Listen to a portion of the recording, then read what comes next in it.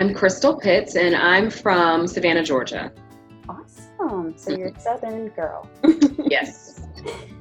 So please share your connection to donation. Well, I was waiting for a donor for 4 years, and I received a kidney in April of this year. So a few months ago, I just celebrated my 3-month kidney anniversary. So April the 12th, which was Easter, I received a kidney. Wow. And in regards to COVID-19, could you explain what was going through your mind during when we were in the midst of COVID-19 in April? So did you have any concerns before your surgery, or were you concerned about going in with your mask the whole time? Or your loved ones be able to go in with you? Could you just tell us step by step? Right. It was definitely a unique experience. We got there at the same time. My parents are coming from Georgia, and we met in Jacksonville. I actually had my donation in Jacksonville. And so basically we get there and you drive up and they, check everyone and they ask what they're doing there. And then they say, okay, well, you can only go in by yourself. Wow. And so when I was on the call, they told me that I could have one caregiver. And so my mom and dad kind of debated on who the caregiver was. Of course, it ended up being my mom. And so they let my mom come in later. But both of us had to get a COVID-19 test, of course, before I could proceed with the surgery. And my mom had to get one to be allowed to stay with me the entire time. And so she had to get a special bracelet every day to make sure that she could come back. And so it was a lot of precautions were taken. So it was very different than what you'd expect. But of course, masks were worn the entire time.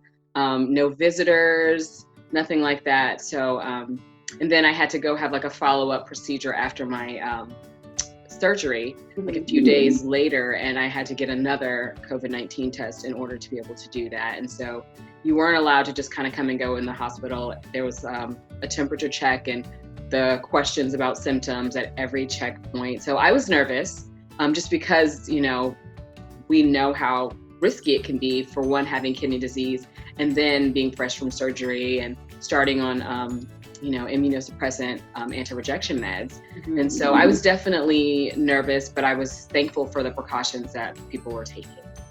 Absolutely. Who was the one that helped you ease your nerves, or who was there to reassure you that everything was going to be okay and keep you calm, cool, and collected? My mother, for sure. Definitely my mom. And my family believes in prayer. And so we definitely were praying for that. And then I have an awesome group of friends and sorority sisters, and my friends got together and did a prayer call and, spoke encouraging words, like literally like an hour before my surgery. And then after that, I would, get reminders that it was going to all be okay. And also, like, my mom and dad were great at like, okay, let's be careful. Let's wipe everything down. Let's, stay in and let's not do these things. And so, and we're diligent about hand washing and mask wearing. And, so that helped as well, just kind of seeing that we were all being careful together. And so let's say if COVID-19 did not exist and it was a different month or different year, would there be any changes that you would take or precautions during your day-to-day lives if COVID-19 wasn't around?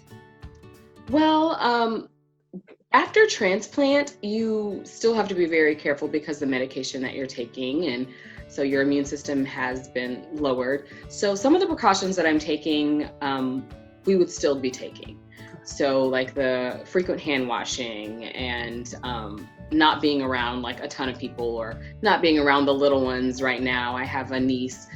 So that kind of thing I think I would be doing. I think I would still probably go out a little bit more than what I do now. Now I probably leave the house about once a week to go do my labs, and I use that same day to like pick up any groceries, and I do curbside everything. So I might get out and walk in Target a little more if this wasn't going on. Right. And of course, going to work and things like that. So that would be a difference. Same. I love some Target.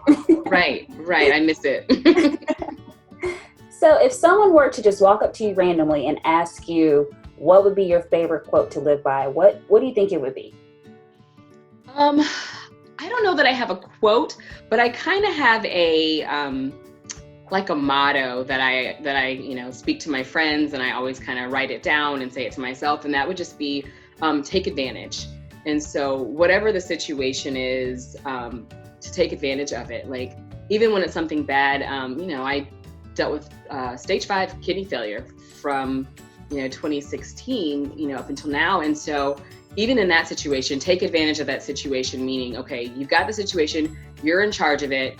Let's figure out what we can get good out of this. And so for me, it was, I started a blog in 2016, and I talked about what it means to go on dialysis, what my trip is like when I go to New York now, what I'm eating, things like that. And, I've had really awesome responses from it. And a lot of people have, said that it inspired them, even though their journey may be something different, their struggle may be something different. And then I have even had a friend who read it and it encouraged him to see his doctor and find out about his own kidney disease. And so just take advantage. If there's something good, take advantage. Even in this moment right now where some of us are still being really cautious and staying indoors, take advantage. This is the time where you can study another language or practice your guitar, take advantage of your time, or take advantage of what your situation is. Take advantage of meetings that you have. When you come in contact with someone, there's people that you meet for a reason. So take advantage of that and get all you can out of whatever the situation is. So that's kind of my go-to motto. I love that motto. I'm taking advantage of trying to work out right now. Yeah, that's awesome.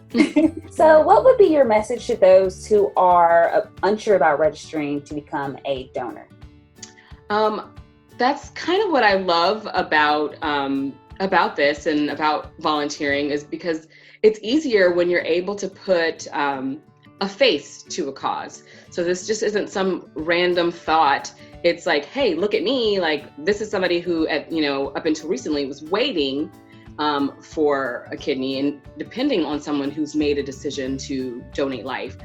So putting a face with it, I think, helps. But also, I was thankful enough to be able to encourage some of my friends to become organ donors just because I was struggling with it. But our conversation is usually like, for one, this is why not help someone else? At the end of your life, if you can still continue to help, why wouldn't you? If you can have an opportunity, take advantage and do something good. Thank you.